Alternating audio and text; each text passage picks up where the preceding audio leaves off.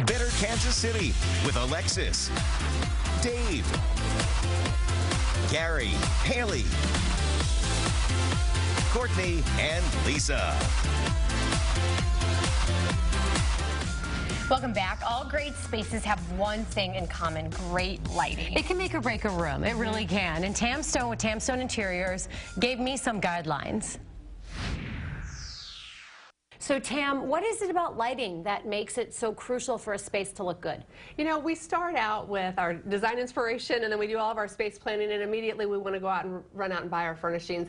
And what we need to think about is the room and how light's coming into the room, because it really changes the mood and feel, how you function in the space, everything. So you really need to do lighting plans up front. And if you're working with a professional designer, they're going to do that for you. But you're doing it on your own, you really need to think through lighting in your space. And the first thing is understanding your natural light. Okay. How much of it do you have coming into the space? And if you have all of your windows on one side of the room, you're really going to have to think about how you're going to light those back corners, because if you don't, you won't use those parts of the room. So you're going to have to use your electric lighting.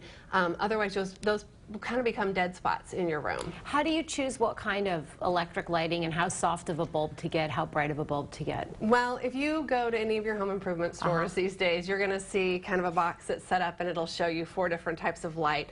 And I have an image here that we'll look at that shows you've got your warm light and your soft light, and obviously your cool light and daylight. I tend to stick in residential settings with the soft light. Soft white light.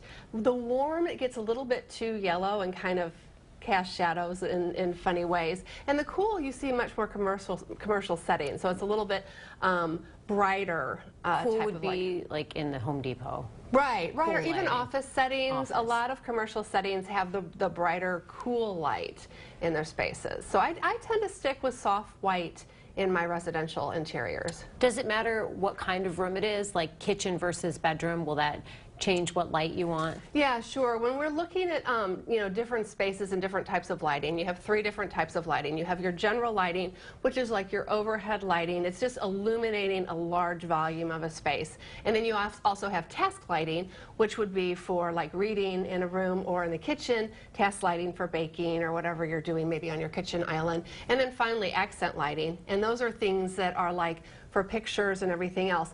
And you may use different types of bulbs and different temperatures of bulbs in different settings. For example, if you have a baking area and you want to be able to see, or reading area where you want to have a brighter light, then you might use a cool white in those particular fixtures, but keep the soft white in the general fixtures. TAM Stone with TAM Stone Interiors. Thanks for joining us. Yeah, thank you. It's been enlightening. Very enlightening. I know, right? Yeah. It's interesting how it can make or break a certain room.